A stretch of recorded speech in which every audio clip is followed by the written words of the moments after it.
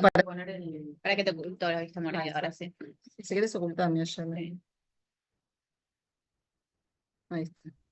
Y, Bueno, está bien. Bueno, esto ya lo deben saber sobre la regulación. Esto de acá se puede sacar un poquitito de sí, eso se puede poner. Se debe poder poner arriba, ¿no? ocultar, ¿no? El more, ahí donde dice More high flow. hide. Ahí está. Bueno, ya deben saber entonces que la regulación de la secreción de prolactina es básicamente inhibitoria a través de la dopamina. Hay factores estimulatorios, que no, ya esto lo habrán visto, que dentro de los factores de estimulación está el TRH, pero por excelencia es la dopamina, y en esto se va a basar después los tratamientos, ¿no? Porque el lactotropo cuenta con receptores dopaminérgicos que después vamos a ver. Hay un feedback corto de la prolactina hacia el hipotálamo, que va a determinar que se mantenga siempre inhibida su producción. No. Hay que hacer un ¿Acá? clic. No, cada una no. No, no. Bueno, también deben recordar que cuando existe una hiperprolactinemia, que vamos a ver las diferentes causas, el mecanismo fisiopatológico de la hiperprola a nivel endocrinológico tiene que ver con su inhibición sobre el gen RH, que a su vez inhibe el LH y FSH hipofisarias, y esto va a determinar un hipogonadismo. ¿De qué tipo? El hipogonadismo de la hiperprolactinemia. Es hipogonadotrófico. Pacientes con hiperprolactinemia en general tienen hipogonadismo hipogonadotrófico, y en eso se traducen los trastornos del ciclo en la mujer. Bueno, vamos a ver después la clínica.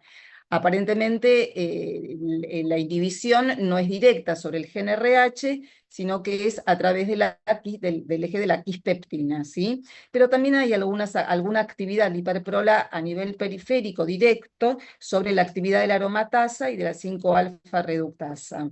Pero el mecanismo más importante es sobre gen RH vía quispeptina. Estas son todas las causas, claramente son muchas las causas de hiperprolactinemia. La que nos interesa hoy, del gol estándar, cuando uno descarta muchas otras cosas, es el prolactinoma. Aunque vamos a ver dentro de los diagnósticos diferenciales que dentro de la patología hipofisaria, la acromegalia y la hipofisitis, justo no les traje un caso de hipofisitis, pueden cursar con niveles altos de prolactina. Vamos a ver después por qué la acromegalia se asocia con hiperprolactinemia. Raramente en la enfermedad de Cushing, pero también les traje un casito. Y después, bueno, dentro de las enfermedades hipotalámicas, no sé por qué me ponen acá los adenomas no secretantes, que es diagnóstico diferencial de prolactinoma, que también puede producir hiperprolactinemia. Y todo tipo de enfermedad hipotalámica. ¿Por qué produce hiperprola la enfermedad hipotalámica? Es desconectiva. ¿Qué quiere decir desconectiva? Porque no permite la llegada de la dopamina, y nunca es el nivel de prolactina del prolactinoma. En general siempre son valores menores de 100. ¿Sí? Vamos a ver causas neurogénicas, que no son tan habituales, medicamentos, esto es un capítulo aparte, esto lo vieron, la medicación asociada a la hiperprolactinemia. El embarazo, que es lo primero que deberíamos pedir, es en una paciente mujer con amenorrea, pedir un test de embarazo, porque nos podemos estar comiendo un embarazo, y esto nos ha pasado, que viene la paciente, siempre lo cuento, muchos años, con un hiperprol y con una imagen en la hipófisis, con la madre, 24 años. ¿Puede estar embarazada? No, no puedo estar embarazada. Mirá, por rutina tenemos que hacerte el EVA-test. EVA-test positivo, quilombos, gritos de la madre porque la hija estaba embarazada con 24 años, después era del personal del hospital, después resultó un embarazo, bien, todo, pero ¿quién le va a pedir una, digamos, no, es decir, está mal el médico que no le hizo, porque le hizo una prole y le hizo una resonancia encima, con una imagen compatible con un prolactinoma, que era un leve aumento del tamaño hipofisario. El síndrome del ovario poliquístico también se puede asociar a hiperprolas leves, no se sabe el mecanismo. El hipotiroidismo, siempre hay que pedir una función, cómo es el mecanismo del hipo asociado a la hiperprolactinemia. ¿Se acuerdan por qué mecanismo puede aumentar la prolactina? Por la TRH. Bueno, y después descartar causas como la macroprola, que es la prolactina. Después hay, bueno, cuando ya está todo descartado, es idiopática, ¿no? Cuando descartamos absolutamente todo. De lo que es la epidemiología de los tumores hipofisarios, hay muchos trabajos en cuanto a lo que es la prevalencia del adenoma en general, y dentro de los adenomas el más frecuente es el prolactinoma, el estudio belga del grupo de Dalí, que en general se estima 0,9% es decir, 1 por 1000 casos de adenomas, y 63 por 10 a la quinta son 63 por 10 a la quinta, que sería 63 casos por 100.000, es la casuística del grupo belga. Hay una casuística argentina del grupo de la doctora Feinstein, del italiano, que hablan de 39 por 100.000 la tasa de prolactinomas, que es el adenoma más frecuente. Otros tienen en series clínicas, porque si uno va a series quirúrgicas, por ahí el adenoma más frecuente es el no funcionante. En las series clínicas en general es el prolactinoma. ¿Se acuerdan de la nueva clasificación de los adenomas hipofisarios que tiene en cuenta la transcripción? ¿Sí? ¿Se acuerdan que los factores de transcripción, esto lo vieron, creo que Sí, en lo vimos también. alguna clase, que el PIT1, ¿sí? O POUF1, como te llama, pero hoy es el PIT1, es el factor de transcripción que está ligado con la transcripción hacia GH, prolactina y TSH. De hecho, cuando hay una mutación del PIT1 hay déficit de estos ejes, ¿sí? Entonces, hoy día la clasificación nueva se basa en la medición de factores de transcripción. Cuando uno opera a un paciente, el tipo de tumor va a estar ligado, en general lo que uno hace es la inmunohistoquímica de la hormona, pero muchas veces cuando no hay una buena histoquímica, vamos hacia los factores de transcripción. Los que están, el PIT1 está ligado a acro, prola y TSH, y tireotropinoma, el SF1, el factor esteroidogénico tipo 1, los no funcionantes, y el TPIT al corticotropinoma. Entonces, en esta nueva clasificación, que es la JUT 2022, los prolactinomas pueden ser escasamente granulados y densamente granulados. Esto va a la inversa de los somatotropinomas, ¿sí? El clásico es el tumor escasamente, el más bonito, digamos, el de mejor respuesta al tratamiento, es el escasamente granulado, al revés de lo que pasa con los somatotropinomas o acromegalia. De transcripciones, el PIT1 también puede haber positividad para receptores estrogénicos tipo alfa, y en esta clasificación el lactotropo escaso, o en general no siempre nos informa el patólogo escasamente, lo debería. Esta diferenciación la puede realizar a través de la medición de la citoqueratina, ¿sí? Que acá se hace el CAM o otro tipo de citoqueratina. Desde el punto de vista epidemiológico, sabemos que el prolactinoma, la media de edad en mujeres, hay una diferencia entre mujeres y varones en cuanto a la edad diagnóstica.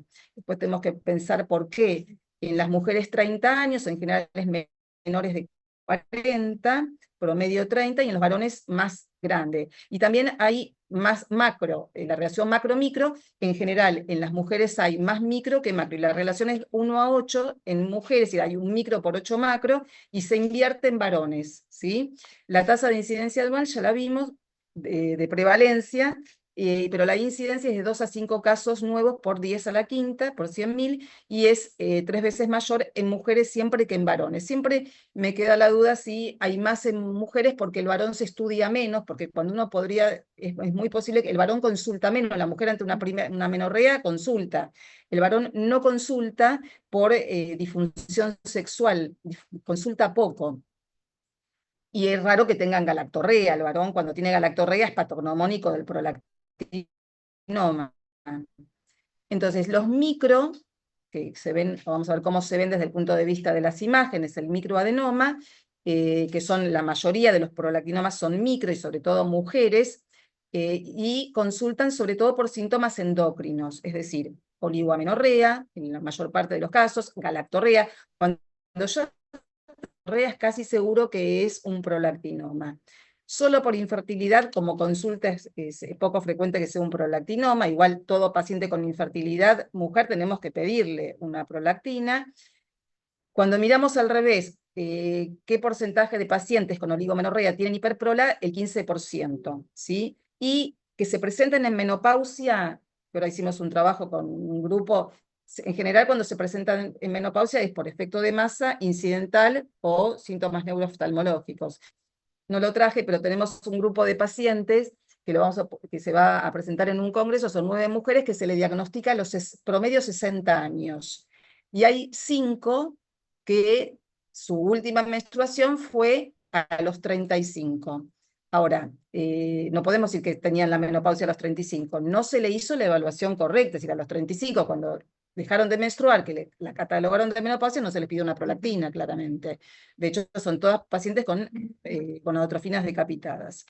Los macro, en general en varones, el 80% son macro. La pregunta ¿es otra biología el tumor del varón? ¿Hay retraso diagnóstico? ¿Por qué hay tan pocos micro en el varón? Y en general consultan por el 50% por síntomas de efecto de masa. El hipogonadismo, es decir, la disfunción sexual, la baja de libido, la ginecomastia, la infertilidad, raramente por osteopenia, es otro motivo. Cuando consultan por galactorrea es patognomónico, como les dije antes. Pero algunos consultan por hipo. Ya vamos a ver un estudio que tenemos que les voy a mostrar de prolactinomas en varones. Porque en mujer, en general, amenorrea se le pide la prolactina. Y tengan en cuenta que en esta clasificación JU 2017 y también la de los 2022, dentro de los tumores con alta posibilidad o capacidad de recurrencia, aparte de los somatropinomas escasamente granulados en acro, están los lactotropos, los prolactinomas en varones. Así que el prolactinoma en varón tiene una alta chance de recurrencia. Bueno, y cuando el tumor crece mucho, puede tener efecto de masa, ¿sí? Que se traduce en alteraciones visuales, cefalea o hipopituitarismo, ¿sí? Y en general los tumores más grandes los vemos en varones. Realmente tenemos algunas mujeres que vamos a mostrar, pero en general son más varones. Este es un típico varón que a los 34 años, por dolor de cabeza, le hacen un TAC y luego encuentran una masa con pensando en un posible craniofaringioma, resonancia, y ahí se ve este macroadenoma con expansión supracelular, que en T2 se ve hiperintenso, lo que nos está hablando de un componente quístico, lo que podría ser un diagnóstico diferencial con un craniofaringioma intracelular. Pero claramente la prolactina es lo que nos define el diagnóstico. Una prolactina de 1653 no puede ser otra cosa que un prolactinoma. Si hubiera tenido 100 de prolactina, por ejemplo, en que nosotros hemos tenido desconectiva hasta 200 tuvimos, pero cuanto más baja, más posibilidad de un no funcionante u otro tipo de tumor como un craniofaringioma. Y fíjense la testo, es clásico, prola alta, baja testo, todo es clásico. En la mujer en general estaría en amenorrea. Y este varón, lo interesante es por qué no, cuando vos haces el interrogatorio, el paciente tenía disfunción sexual. No es que no la tenían, pero no la desestimó, se desestimó. Desestiman este síntoma. Y fíjense hasta dónde llegó, una hemianopsia, una hemianopsia del ojo izquierdo y una cuarantanopsia del ojo derecho. Y uno se preguntaría, ¿un incidentaloma como este? Porque en general en autopsia lo más habitual son los micro, no los macro, el cual 7 eran prolactinomas, y todos varones. Ninguna mujer fue incidental, salvo incidental podrían ser un prolactinoma en una mujer posmenopáusica, pero en este trabajo eran todos varones. La mayoría de los incidentalomas que son, en cuanto a adenomas, ¿no? ¿Qué tipo de adenomas son? Son no funcionantes. Es raro que tengas una acromegalia incidental, es raro que tengas un Cushing incidental, pero tenemos también. Pero en general son incidentalomas o en realidad son pacientes con lesiones que estuvieron mal estudiados posiblemente, porque tenían sintomatología que no fue tomada en cuenta.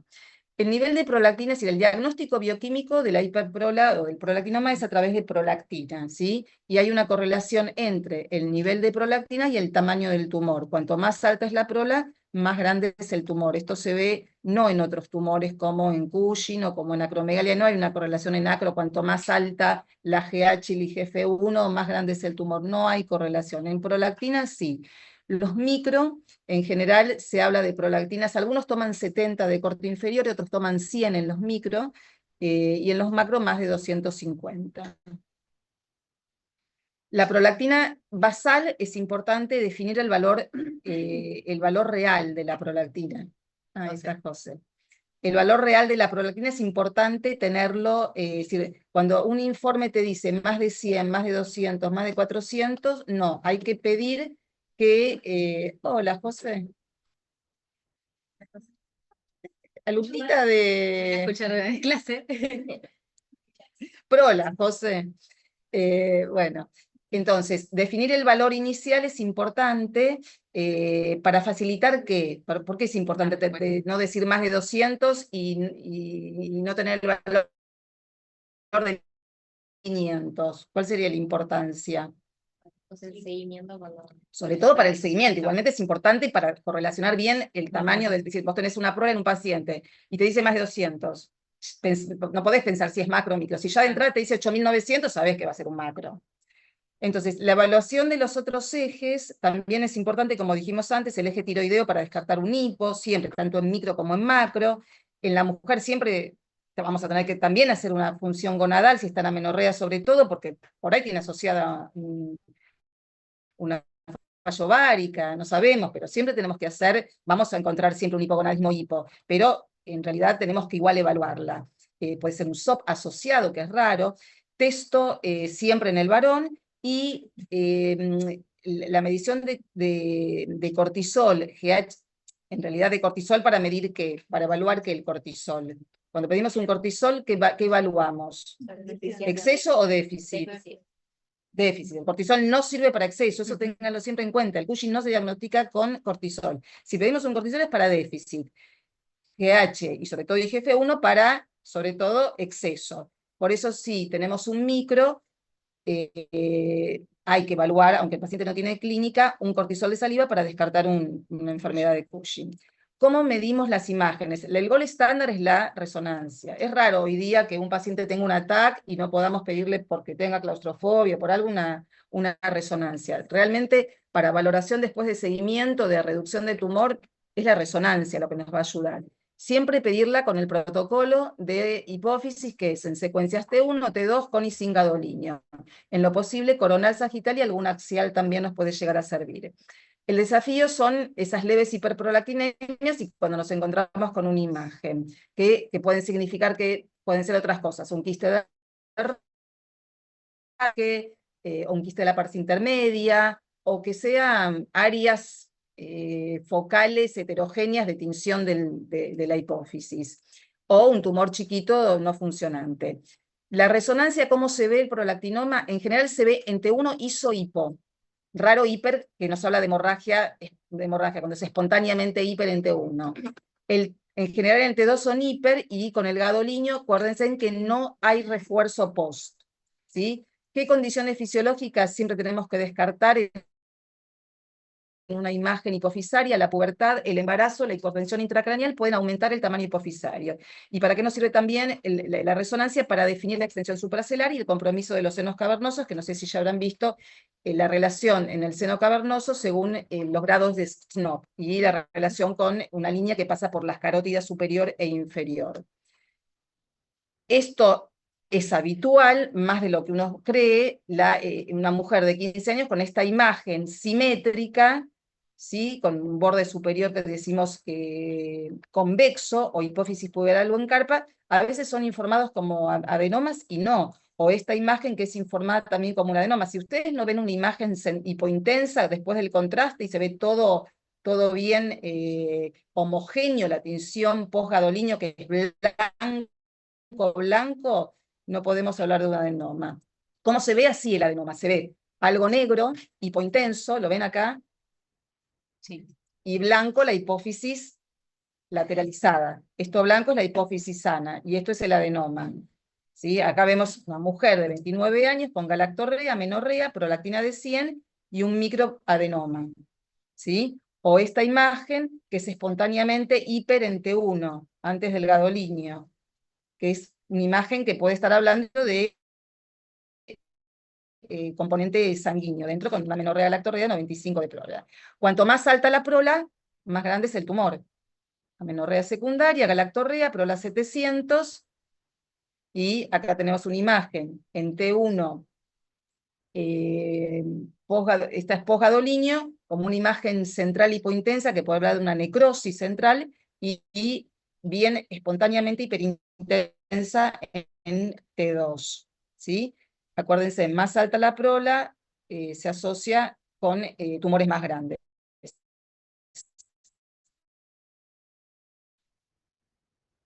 No quiere decir que haya, ¿se acuerdan la invasividad? Cuando hablamos de invasividad, ¿a qué nos referimos? Si decimos es un tumor invasivo, esto corre para tanto acromegalia, Cushing, para todo.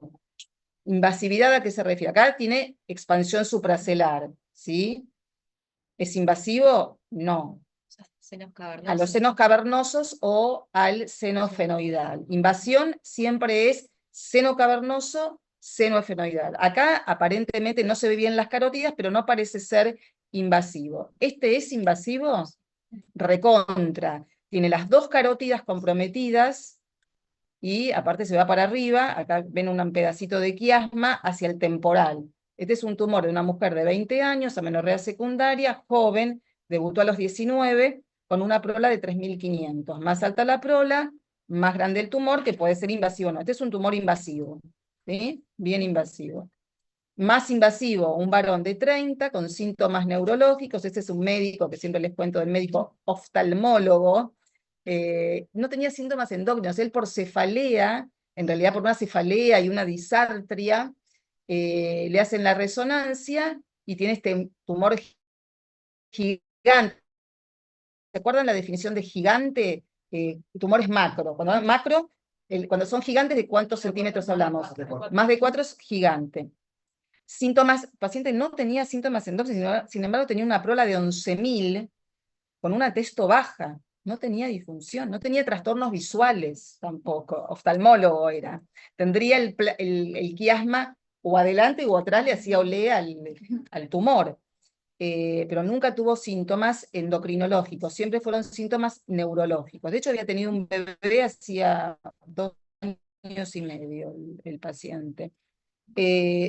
Varón, fíjense que los tumores más grandes son tumores de varones, los tumores más grandes. Este paciente, 49 años, ya sí tenía pérdida de la visión cuando consulta. No tenía otros síntomas. Cuando vos interrogás, sí tenía disfunción sexual y estaba panipo, si se quiere, pero no registraba síntomas el paciente. Tumor enorme, gigante, con compromiso hacia seno fenoidal, senos cavernosos, expansión supracelular. 30.000 de prola. Igual la prola más alta la tuvimos con otro, paciente pediátrico, que creo que era 40.000 o 50.000 de prola, después se las voy a mostrar, un paciente de la doctora Stivel. Entonces, en realidad, cuando hablamos de prolactinomas, siempre tenemos que esto ya por ahí vieron todo, pero díganme si no voy más rápido, los diagnósticos diferenciales, ¿sí? Un diagnóstico diferencial es la macroprolactina u otras isoformas de prolactina. Paciente de 45 años, consulta por cefalea, resonancia, y ven que es media simétrica la hipófisis. Y ven una imagen donde yo la verdad nunca la vi, informan un microadenoma, prola 200. Paciente totalmente asintomática, sin galactorrea, sin amenorrea, le dan igual cabergolina por las dudas, tenía un hipotiroidismo compensado con T4 y autoinmunidad negativa. Cuando no hay clínica y una prolactina es alta, ¿qué tenemos que pensar? Nada de clínica, no galactorrea, ciclos regulares, no toma anticonceptivos, no clínica, hiperprola, en las macroprola, ¿sí? Que son, vamos a ver qué es una macroprolactina. Esta paciente se le repite la prolactina por otra metodología y es totalmente normal la prolactina. Se le hace una cromatografía que en ese momento se podía hacer porque es un método costoso, y la cromatografía acá abajo muestra que tenía 80% de Big prolactina, Big 9,4, y monomérica, que es la forma activa de la prolactina, tenía 19%. Esta relación es inversa en las personas normales. Normalmente todos tenemos prolactina con muy poca Big, menos del 20%, y es casi toda monomérica. Cuando se le hace la cromatografía en gel filtración, que es el método hoy gold estándar, se hace una metodología que es para separar vamos a ver las fracciones de esta prolactina o de esta inmunoglobulina que está pegada, se ve que la prolactina libre de esta, digamos, de esta interferencia era normal, y que la recuperación era del 16%. Entonces, ¿qué es la macroprola? La macroprola es un inmunocomplejo de prolactina unida a un anticuerpo antiprolactina. Si esta es la prolactina, la molécula de prolactina, se le une una inmunoglobulina, se le pega en algún epitope de su molécula, depende de dónde se le pega y depende del método que usa, el método puede leer o no a esta inmunoglobulina que está pegada. Hay métodos que no la leen y hay métodos que sí la leen. Cuando te la lee, te mide todo el complejo método, te mide un alto peso molecular. Entonces, la macroprola es una inmunoglobulina pegada a la prolactina, que puede ser, las macro pueden ser hay macro ACTH, hay macro de otras hormonas también, ¿no? De inmunoglobulinas pegadas a otras hormonas. La vida media, te aumenta la vida media de la hormona, la actividad biológica en general no se altera y puede estar retrasado el clearance. Algunos la llaman como falsa hiperprolactinemia, porque es un problema, si se quiere, clínico, y es un problema técnico, es un problema más de laboratorio.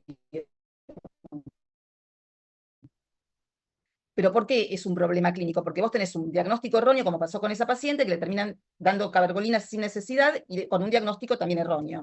Entonces, hay desperdicio de atención médica, de recursos y preocupaciones, obviamente, para un paciente saber que tiene algo. La prevalencia es muy alta y depende de la metodología. La sospecha es cuando hay una discordancia clínica del laboratorio, y lo que hay que hacer es repetirla en otro laboratorio, porque como nos pasó que la repetís con otro método y te da normal, y si no, pedir directamente una precipitación con PEG. Se pide prolactina post-PEG. Cuando la recuperación es menor al 40%, hablamos de macroprola, y más del 60% es monomérica. Siempre existe estas zonas grises que hay que ver y hay que considerar. A veces se toma el valor absoluto post-PEG. Si, por ejemplo, tiene 40 y el post-PEG es 19, 23, 24, tomamos por más que la recuperación esté en zona gris, se toma como norma. Y obviamente hay que mirar la clínica al paciente. Este es un trabajo que publicamos añares en el 2002 con el doctor Scaglia. Teníamos 11 pacientes de 22 a 51 años, todas con hiperprola sintomática, entre 51 y 390, y se le hizo a todas la cromatografía. 3 tenían Big, 3 tenían Big, y también existe lo que se llama la forma glicosilada de la prolactina. Es la incorporación de un azúcar a la molécula y también le confiere un mayor peso molecular. Eso se hace con, también, cromatografía, se llama en concanavalina A, que tampoco la hacemos. Cuando tiene esta isoforma, como la verdad que la cromatografía, y el paciente es asintomático, bueno, ahí nos jugamos más con la clínica, sí, porque puede tener macroprola negativa. Entonces, el contexto clínico es fundamental, ¿no? Pacientes asintomáticas u oligosintomáticas, porque por ahí tiene amenorrea, pero por ahí es un SOP, y no tiene nada que ver con la prola, que también nos ha pasado de... Hace poco la gente de clínicas presentó un caso, una paciente con oligomenorrea, prolactina alta, y diagnóstico de prolactinoma. Y no era un prolactinoma, era un SOP que estaba asociado a una macroprolactinemia. Las guías, la AME puede ser la guía italiana, porque hay una guía italiana que se llama AME, y una guía americana recomiendan la detección de macroprola en pacientes asintomáticos con prolactina. La pregunta es como pasó el otro día con esta paciente, que totalmente asintomática, alguien le pide una prolactina. La idea sería no pedir prolactina innecesariamente, ese sería el primer punto, pero bueno, eso no pasaría. Porque aparte ginecología pide mucho prolactina. Sí. Gineco pide mucha prolactina innecesariamente en pacientes totalmente normales. Pacientes con un cuadro clínico atípico, es decir, atípico que son, o por ahí, con poca clínica, por ahí tienen solo galactorrea, un ciclo alterado, y con resultados conflictivos de prolactina en diferentes ensayos, y después en los prolactinomas vamos a ver que hay algunos prolactinomas que no baja bien la prolactina, pero el paciente recupera clínicamente todo. Es un paciente con un prolactinoma que le damos cabergolina, recupera ciclos, se achica el tumor y la prola no se normaliza. En esos casos también uno tendría que pensar en una macroprola. Bueno, y dentro de lo que son los artefactos también metodológicos, puede pasar esto. Varón. Fíjense que los grandes tumores son varones. Disfunción sexual, sí, él tenía una disfunción sexual y alteración visual, un enorme tumor recontrainvasivo. Fíjense a dónde llega la base del tercer, digamos, sobrepasa el tercer ventrículo, llega al temporal, tenía hipertensión endocraniana claramente, PROLA 50, con una metodología que en ese momento era la metodología IRMA. ¿Qué es? Digamos, con esto que tenemos. Sí, pero ¿qué dirías? Si vos le creés a la prolactina. Si vos le crees a la prolactina, ¿qué tiene? No funcionante. Desconectiva. Siempre, y sobre todo método sándwich, lo que hay que, primero repetir la prola, ¿no? Y cuando no estamos seguras de la metodología, porque es IRMA, que son pocos los que usan IRMA, entonces, presuntivo no funcionante, conducta cirugía. No funcionante quirúrgico. No le vamos a dar cabergolina. Bueno, se repite la prolactina por otra metodología y fue 2448. ¿Qué pasó? ¿Cómo se explica? ¿Por qué tiene con otro método 2400 y con el método IRMA tenía? Porque el método sándwich, que es lo que produce el efecto Hook, es una metodología que lo que hace que cuando haya mucho exceso de antígeno, como pasa en estos pacientes, y vos usás un anticuerpo que usa el método sándwich, se satura el anticuerpo utilizado y la curva como que se aplana. Por lo tanto, esto es lo que se llama efecto Hook y da falsos niveles normales o bajos de prolactina. Entonces, la recomendación, igualmente hoy ya no se usa, pero la recomendación cuando igual vemos una discordancia, no discordancia, que pensamos que podría ser un prolactina, repetirla y repetirla diluida. Lo que se hace es pedirla diluida. Hoy igual, ya les voy a decir, nosotros es muy raro que tengamos IRMA como método para medir prolactina. Y sobre todo se ve en tumores de más de 3 centímetros. Las guías de diagnóstico y tratamiento de los prolactinomas recomiendan no utilizar, antes, hace mucho tiempo, se usaban los test dinámicos, que era el test de TRH, el test de sulpiridía, bueno, eso ya no se usa más, ni se los nombro porque ya no están en guías. Sí el screening de Maprola en pacientes asintomáticos, sí la dilución, el método que se usó es IRMA, cuando los valores son bajos en relación al tamaño tumoral, y la dilución de la muestra, cuando el informe indica solo un valor, como les dije, alto, pero no dan el valor exacto, con el fin de establecer el punto de partida claro a nivel para el seguimiento farmacológico. Este es un paciente que vimos hace poquitito, el año pasado, yo creo que en contexto de una estadificación de un cáncer de pulmón, se le pide una tomografía de hipófisis, y en esa tomografía aparece una lesión, bueno, no se ve muy bien la lesión, pero fíjense que el quiasma está bien, sí. Acá se ve el tumor invasivo porque está rodeando la carótida del lado derecho y crecimiento hacia abajo.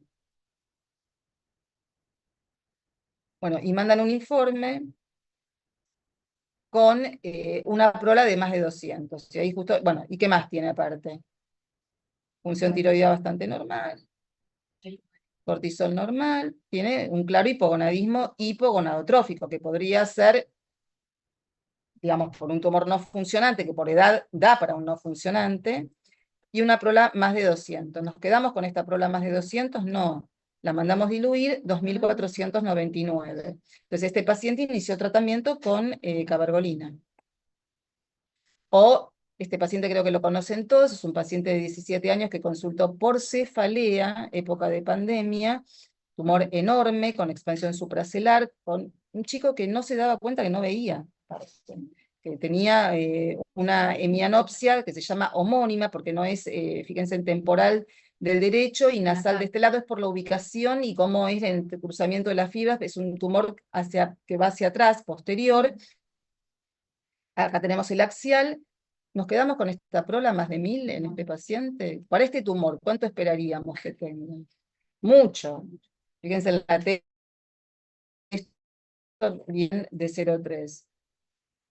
8.989. Y no es lo mismo salir de 1000 que salir de 8.900. ¿Y esto por qué? Porque cuando vos empezás con el tratamiento, si vos al primer mes, y no sé cuánto se redujo, porque por ahí salió de 4.000, si salió de 4.000 no se redujo nada, si salió de 8.900 sí hubo respuesta. Entonces es importante el valor inicial. Increíble con este tumor que no tenía disfunción tiroidea ni adrenal. Los prolactinomas pasa esto, es tumor enorme y no tienen, en los no funcionantes, por ahí tiene que ver con el tiempo de evolución del tumor sobre la hipófisis, pero bien no lo explicamos esto. Y vamos a ver después cómo evolucionó, van a querer saber cómo evolucionó. Bueno, salimos entonces de lo metodológico y vamos a los no funcionantes. ¿Qué dijimos del no funcionante en el diagnóstico diferencial? Esta también era médica, o estudiaba medicina. 23 años con, que es raro esto, por edad que tendría que tener más frecuentemente. 22 años y un tumor. Un prolactinoma, lo más común, pero ¿les pega esto, este tamaño de tumor para 78 de prola? Y no, ¿cuánto tendría que tener? Bueno, la diluimos todo y sigue dando 70 y pico, es real esa de 70 y pico. ¿Qué pensamos? ¿Qué más le pedirían igual? IGF-1, claramente, aunque no tenga carita de acro, hay que pedir IGF-1, un cortisol de saliva, cuando se descarta todo, ¿qué es? No funcionante. La paciente le damos cabergolina igual y no, pero esto estamos hablando hace como 20 años atrás, le dimos bromocriptina igual para ver, y finalmente se terminó operando. Y es un gonadotropinoma, es claramente saben que los no funcionantes, la mayoría son gonadotropinomas, ¿sí? Positivo para el LH y FSH. Quiero decir que a veces uno, de evitar perder el tiempo, obviamente que si el campo visual es normal, uno se da el lujo de decir, bueno, espera un poquito, puedo tratar con algo, porque algunos no funcionantes pueden responder a cabergolina, pero no. Quirúrgico. Acá ya también, me dice, 33 años, oligomenorrea, lactorrea, 6 meses de evolución, y una mianopsia, ahí tenía una mianopsia temporal del ojo derecho. 2,46. Es más, es alta. Pero yo hubiera esperado 1000 de prolactina, o por lo menos más de 1000 para este tumor.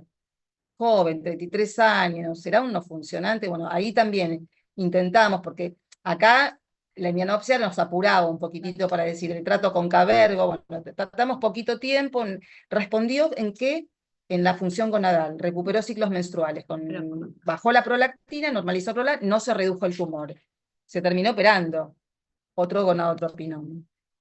Esto es bien, digamos, pero quiero decir, vieron que el valor de corte es 100, pero no se queden con el 100, porque a veces puede ser mayor de 100. En general las guías muestran, ¿no? En un estudio que evalúan pacientes con adenomas no funcionantes, lo que llamamos antes null cell o gonadotropinomas, que el valor de corte entre prolactinomas y no funcionantes era 100. Pero bueno, puede ser más. Nosotros hicimos en la sociedad un trabajo en donde el 45,16 de los pacientes con no funcionantes tenían hiperprola, pero la prola máxima que tuvimos, y sobre todo en mujeres, en varones no, en varones lo máximo fue menor, pero en mujeres llegamos a un valor de 120 o 140 casi llegamos. Y este es un paciente que lo muestro porque la verdad que nunca voy a saber en la vida que tuvo. Encontró otro varón, 68 años.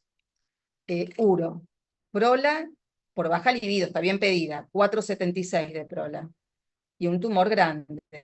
Invasivo, ¿lo ven acá el tumor? Sí, Que bien se nota, que agarra las dos carótidas bien, un SNOP 4. Fíjense en el perfil hasta donde llega. Lindo, lindo tumor. Campo visual normal del paciente. Y resto de ejes, obviamente que estaba hipogonádico, con resto de ejes normales. Cabergolina, no responde. Hasta dosis altas. Y uno dice 4,76 daba para, aunque uno hubiera esperado más. Se opera y terminó siendo fue negativo para prola. Es decir, que igual nos queda la duda, porque cuando hoy vamos, no sé si ya estuvieron viendo que si es negativo la inmunohistoquímica, todas las hormonas, no nos descarta que tenga un prolactinoma, hasta que no le hagamos los factores de transcripción. Pasa que el factor de transcripción PIT1, ¿qué te habla? ¿De qué? Puede ser DGH, prola o TSH, así que el diagnóstico real de prolactina no lo vamos a tener. Igual el paciente, aunque no lo crean, anduvo bárbaro después de la cirugía y al mes se murió de un infarto. Me llamó la mujer, me mandó un mensajito, gracias por todo, Gittelman, pero No te puedo creer, Mirta. te lo juro. Mural lo operó, no lo podía creer Mural.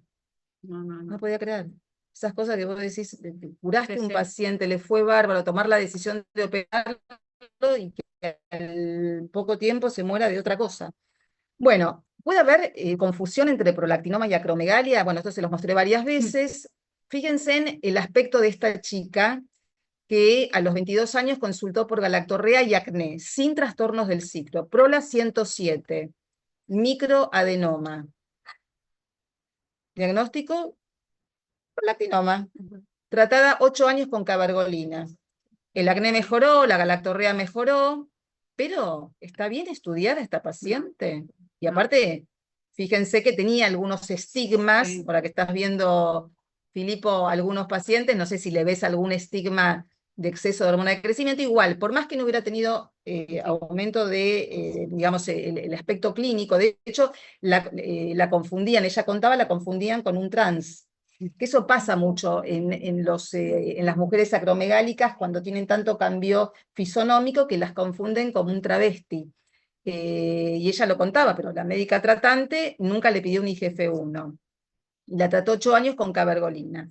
¿Por qué es importante la diferenciación? Primero porque no es lo mismo una hiperprola que un exceso de GH en cuanto a las comorbilidades y al tratamiento. Bueno, ¿qué se hace para diagnóstico de acro?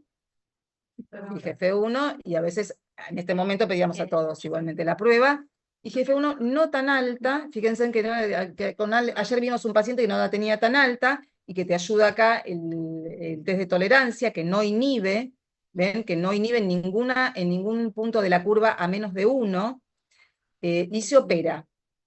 Y la cirugía resultó ser un tumor cosecretor de GH y prolactina. Del libro, la verdad que del libro de esta paciente. Lamentablemente quedó con enfermedad activa. Y porque estaban medio pegaditos y estaba con análogos la paciente. Y esto es raro, pero bueno, muy raro que te puede pasar en la vida. Esta es una paciente que vive en Villa Langostura. Sí, 41, cuando la ven en su momento en el Hospital Austral, consulta por galactorrea, pero no tenía nada, clínicamente nada, hasta el día de hoy. 41 de prolactina, igual 41 de prola. Sí, Con para este ese tumor tamaño, tampoco, porque 41 para prolactinoma tampoco me da. no. Más de 50 por guía o más de 70 por guía. Y este tumor es un adenoma hiperintenso en T2, que requiere la valoración de todos los ejes. Es más, tenía más cara de acro que de Cushing. Sí. Y se le hizo el diagnóstico de enfermedad de Cushing, completa, cortisol de saliva altísimo, cortisol urinario altísimo, postdexa creo que tenía 30. Mucho bioquímica, bueno, Juli tiene varias con mucha bioquímica y que son estrellas de cine, que decís, ¿cómo puede ser? No se puede creer. Pero bueno, esta paciente, y esta es una de las pacientes que lo presentamos en algún Ateneo alguna vez con algunos de los residentes, no me acuerdo quién lo presentó, que se trató con cabergolina y anduvo con cabergolina 2 miligramos mucho tiempo. Después, que en realidad lo que valorábamos en este caso no era la clínica, porque no tenía nada, eran los valores hormonales, bioquímicos y el tamaño del tumor, y se escapó, y después se operó. Se operó, hizo insuficiencia post, bueno, eso todo lo que hacen los Cushing. Bueno, ¿por qué puede aumentar la prolactina en pacientes con acromegalia? Pueden ser tumores mamosomatotropos, es decir, que la misma célula del tumor produzca GH y prolactina, tumores mixtos, ¿sí? Que son una estirpe de células productoras de GH y estirpe de células productoras de prolactina, o bien, por lo más también común, la compresión del tallo en tumores grandes que sea desconectiva la prolactina. Esta paciente algún día se las voy a contar con detalle, no sé por qué la tengo acá. Esta es una paciente que a los 33 años, amenorrea secundaria, leve hiperprola y un macro. Miren el macro que tiene. Fíjense que tiene expansión supracelular, llega a tocar el quiasma. Ven que acá blanquito se ve la hipófisis y todo grisecito esto es el adenoma que está tocando acá, está ahí tocando un poco la carótida, expansión supracelular. Bueno, a ella la operan, ella vive en Córdoba, en una ciudad lejos de Buenos Aires, una provincia, pero en un pueblito, y aparentemente el tumor fue ACTH-TCH, eso es lo que ella siempre la consideraron no funcionante. Le dan anticonceptivos por 8 años. ¿Está bien estudiada esta paciente, gente? No. No se puede creer. A ver, estigmas clínicos, nada. Nada. No. Terrible. Terrible. Luego de 8 años, ella me consulta por mail porque un médico de Córdoba le dijo que le pidió, con buen criterio, le pidió todas las hormonas, le pidió otra vez prolactina, normal, IGF-1 alta, que no podía tener acromegalia porque no entraba dentro de los parámetros clínicos de la acromegalia, que bueno, puede Sí, puede puede suceder pasar. que no entraba dentro. El gran problema es que perdió 8 años. A mí cuando nos llega a nosotros tenía 39, no, yo tenía 40 años y perdió 8 años de, bueno, IGF-1 alta, diagnóstico de acromegalia. Un día le voy a contar la historia de ella porque cuando hace el tratamiento, no se quiso operar, hace el tratamiento y se embarazó. Después tuvo un embarazo, paciente, a los 40 años. Bueno, todo paciente con lesión hipofisaria tiene que valorarse con niveles de IGF-1, tenga o no tenga, esto lo dicen las guías, clínica de acromegalia. Bueno, y esto lo habrán visto millones de veces en la práctica clínica, que pacientes que toman drogas como risperidona, que son los antipsicóticos, aumentan la prolactina a valores tumorales. En realidad, no todos, a todos les tendríamos que pedir resonancia. Y esta es una paciente que con risperidona muchos años, y una imagen que por algún motivo se le pidió la resonancia, porque vamos a ver si hay que pedir a todos o no. Le suspenden la rispe, prolactina normal. Esto es lo que pasa, que no podemos suspenderle a muchos pacientes la risperidona. El que tiene que definir la suspensión de la rispe tiene que ser el psiquiatra.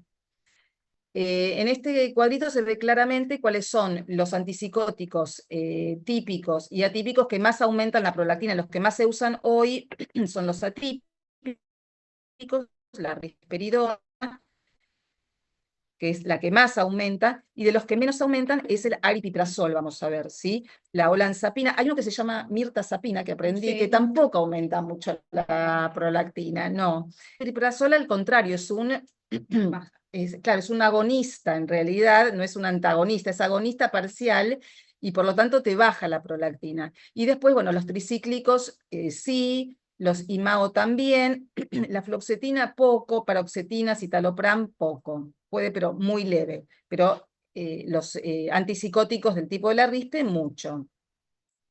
Y este es un trabajo, hablando de aripiprazol, que compara un grupo de pacientes con risperidona y un grupo de pacientes con aripiprazol. ¿Sí? Son 93 varones con rispe y 83 con ARI. Y fíjense en que con rispe aumenta la prolactina y baja la testo. Y con ARI no solamente que no toca, sino que baja.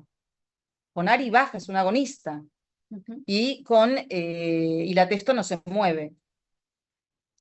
Esto es bastante nuevo, ¿sí? En cuanto a las estrategias para tratar, esto entraría dentro de tratamiento, la hiperprolactinemia inducida por antipsicóticos. Y de las mejores estrategias es agregar el aripiprazol. O, en realidad, ¿qué hacemos nosotros? Notita al psiquiatra si le puede cambiar la risperidona o el antipsicótico por otro, o directamente combinarle el aripiprazol, ¿sí?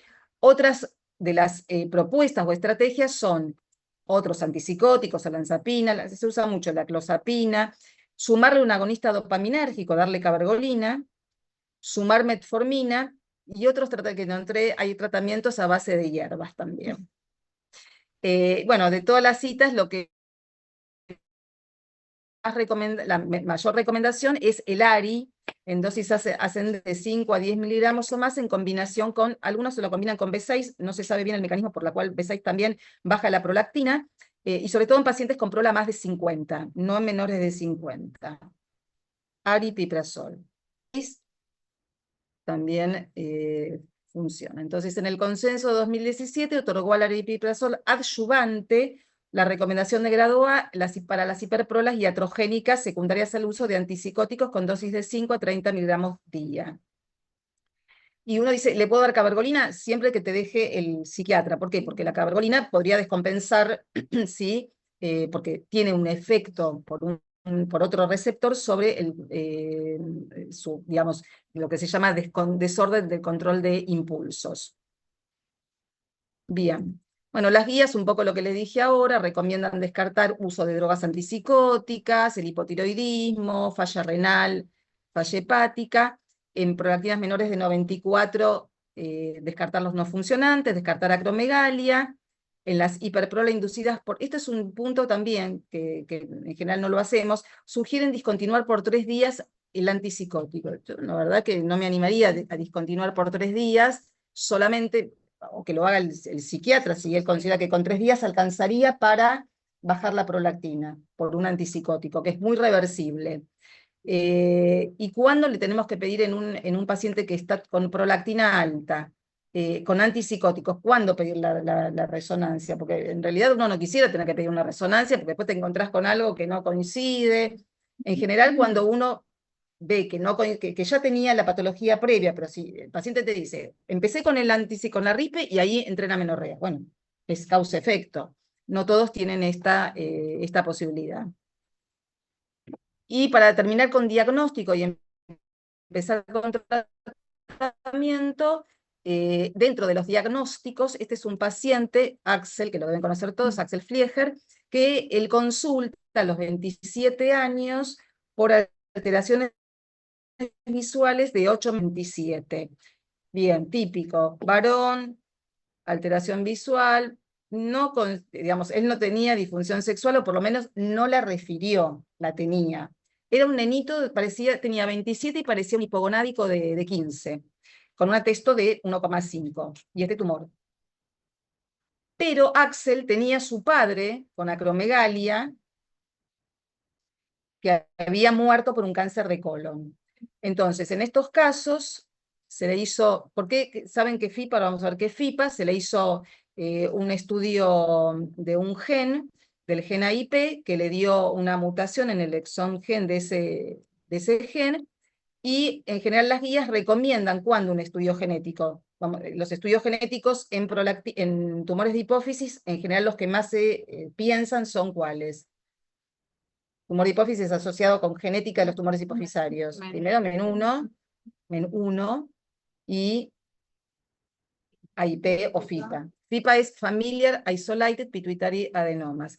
Bueno, en realidad la recomendación de las guías es que cuando un paciente tiene un familiar con un tumor de hipófisis, sí, paciente con familiar, paciente con acromegalia o paciente con prolactina tiene su padre, con este caso, con una acromegalia o un no funcionante, estudio genético. Pero cuando son esporádicos, sin antecedentes, la aparición temprana también, menores de 30, algunas guías dicen de MEN1 y FIPA. En general se dice que cuando son mutaciones, tienen más comportamiento agresivo a pesar del tratamiento apropiado. Bueno, las enfermedades concomitantes endocrinas en el MEN1, claramente, ¿no? Entonces, el FIPA es una condición autosómica dominante con penetrancia incompleta. Y son familias con 2 a 5 miembros con adenomas hipofisarios, sin comprometer, ¿sí? ¿Qué quiere decir homogéneos y heterogéneos? ¿Qué puede ser un FIPA homogéneo y un FIPA heterogéneo? ¿A qué se refiere? ¿Saben? Ellos todos tienen el mismo tumor, la familia heterogénea distinta. Claro. El clásico homogéneo es el acro, que es las familias con somatotropinomas. Isolated familiar somatotropinoma, que son 2 o 3 con acromegalia o con gigantismo. Y los heterogéneos cuando tenés prolactina acro, no funcionante, Cushing, ¿sí? Cushing hay poco igualmente. Y el gen AIP, que es el gen asociado, que está en el 20%, es un gen que se asocia con, cuando hay una mutación, con mutación de proteínas supresoras de tumores. ¿Y dónde está? Está cerquita del MEN1, en el 11q13. Bueno, ¿estamos bien o estamos medio... No, chicos? estamos bien. Bueno, tratamiento. Ay, voy a buscar un poquito de agua, ¿sí puede ser? ¿Alguien? Ahí está llamando, alguien está llamando a Adel. ¿Agua fría hay? O natural, o lo que sea. ¿De diagnóstico algo, chicos, que quieran comentar?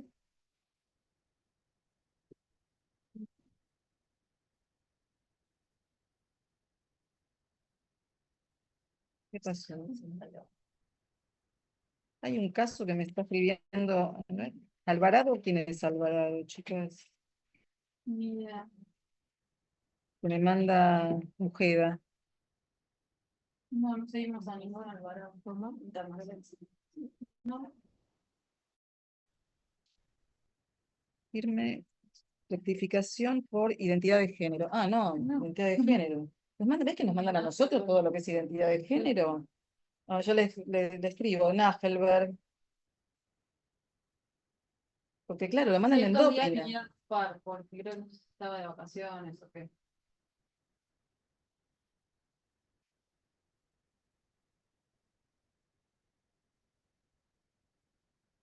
¿Se estará de vacaciones, Nájera? No sé que vinieron para pedir recetas, pero porque si también Se lo mando a él, si no. mandan para acá. Se lo mando a él. Sí, o pasarle el teléfono, si no. Esta una pregunta.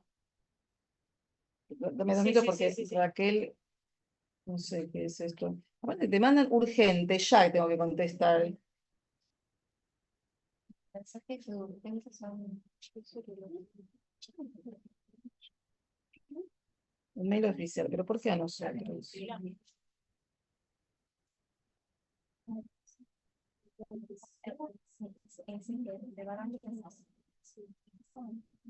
Pero va dirigido a mí, me parece, a ver.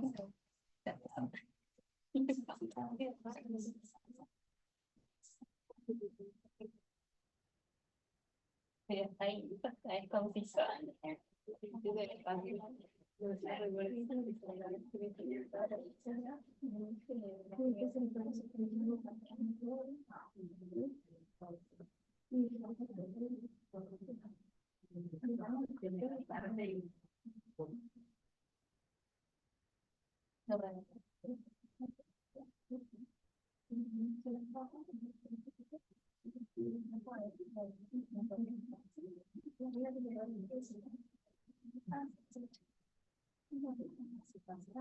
Gracias.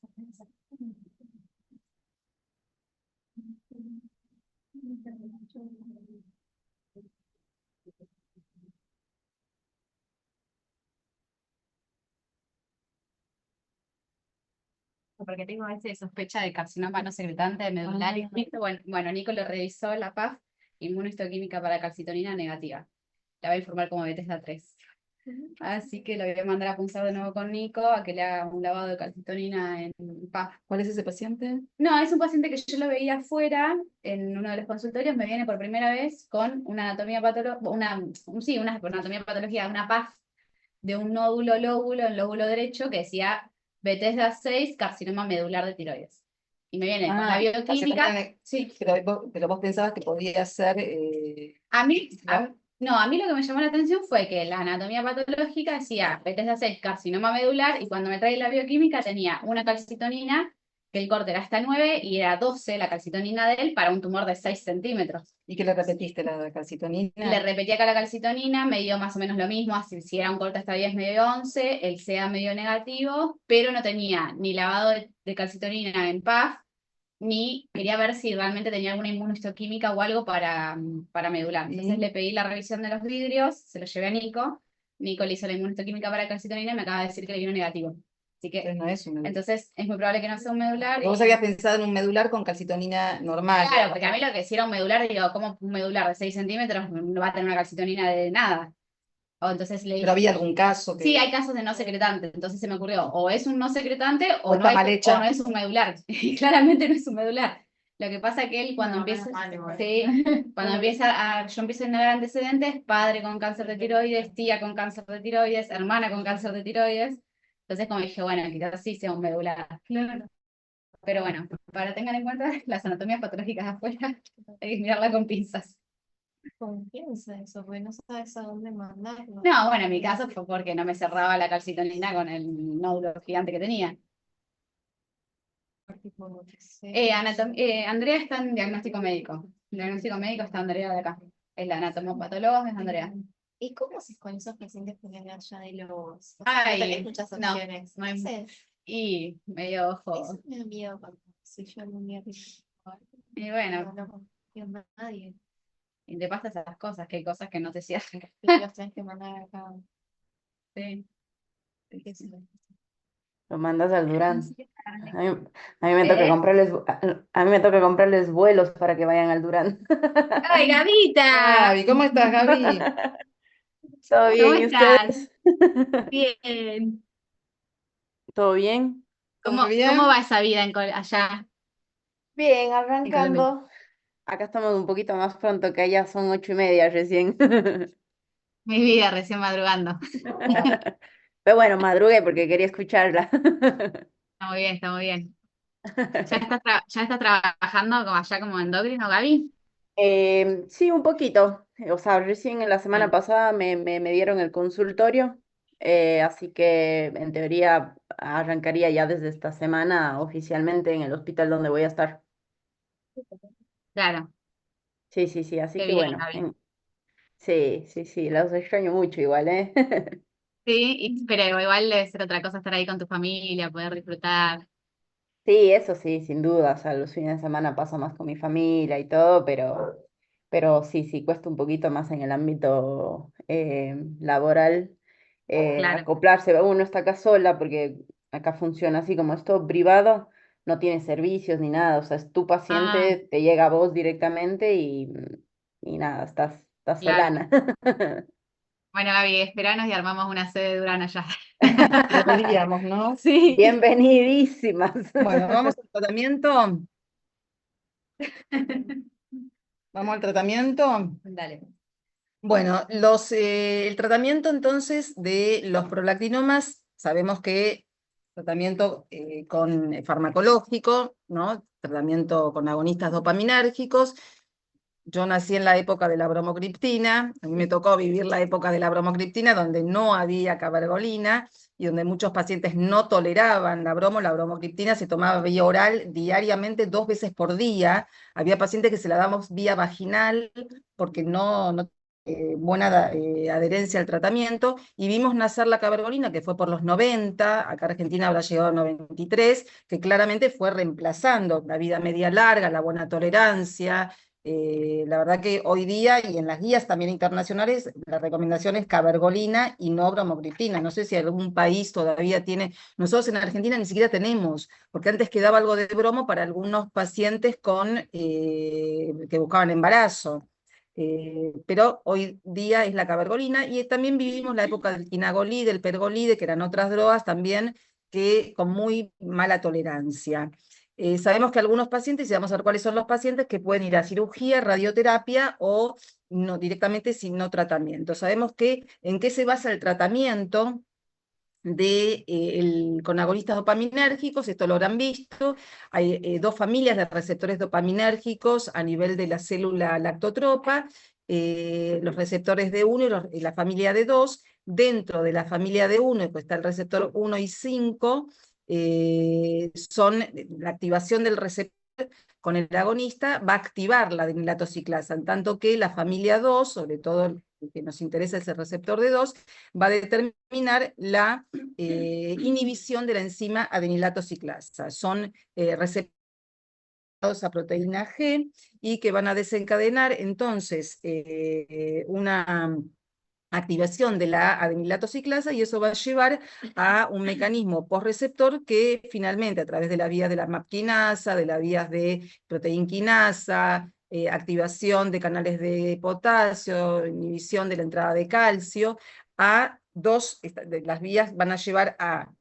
un efecto proliferativo o antiproliferativo y la inhibición de la producción hormonal también. A veces van de la mano, hay pacientes que tienen disminución de la secreción, es decir, lo habitual es que los dos mecanismos estén acoplados y que tengas disminución de la secreción y, si se quiere, apoptosis. De hecho, hay tumores que desaparecen totalmente, ¿sí? Así que algunos hablan de un efecto apoptótico de los agonistas dopaminérgicos.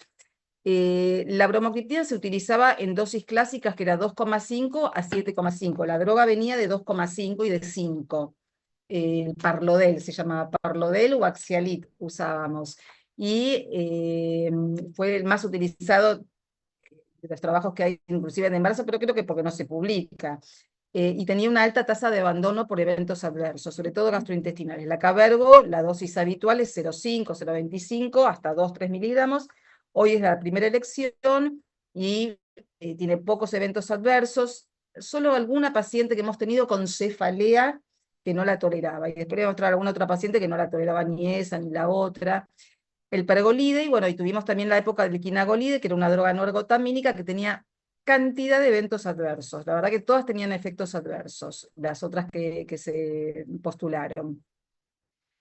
La recomendación es que el tratamiento de los prolactinomas, tanto para micro como para macrosintomáticos, sea la cabergolina, sea el agonista dopaminérgico. Creo que se vayan de acá que los prolactinomas no se operan como primera línea de tratamiento, es el tratamiento farmacológico, salvo excepciones, obviamente. La recomendación es la cabergolina por la mayor efectividad en reducir la prolactina y el tamaño del tumor versus la bromocriptina. Como sugerencia, estas guías recomiendan discutir con un equipo multidisciplinario, sobre todo en los microadenomas. ¿Sí? Discutir. A ver, ¿qué paciente? Esto lo discutimos varias veces con ustedes en el consultorio. ¿Qué paciente con un micro, que lo único que tiene es trastornos del ciclo y algo de galactorrea, va a querer ir a una cirugía cuando tenés una pastilla que le das una vez por semana para reducir la prolactina y reducir el tumor? Por más que le diga que la tiene que tomar crónicamente. Creo que nadie va a elegir operarse, aunque la chance de la cirugía y la curación existe. La recomendación, la cabergolina, a la menor dosis capaz de controlar la prolactina y el volumen del tumor en micro y en macro, independientemente del compromiso neurooftalmológico. Pacientes con compromiso neurooftalmológico son de resorte farmacológico, justamente más todavía, cuanto más el tumor es más grande y más difícil es la cirugía, más chance de que tengas una complicación si lo mandas a cirugía, con lo cual ahí sí más tratamiento farmacológico. La resección transeptofenoidal como una opción viable, es decir, que habitualmente es raro que tengamos que ir por vía alta, son todas vía transepto, y la opción viable en lo que llamamos un micro cerrado, o un macro cerrado, perdón. El macro cerrado es el macro que está adentro de la silla turca y no tiene compromiso a senos cavernosos, es decir, son los que más chance tienen de que si vos lo operás, tengan una chance quirúrgica.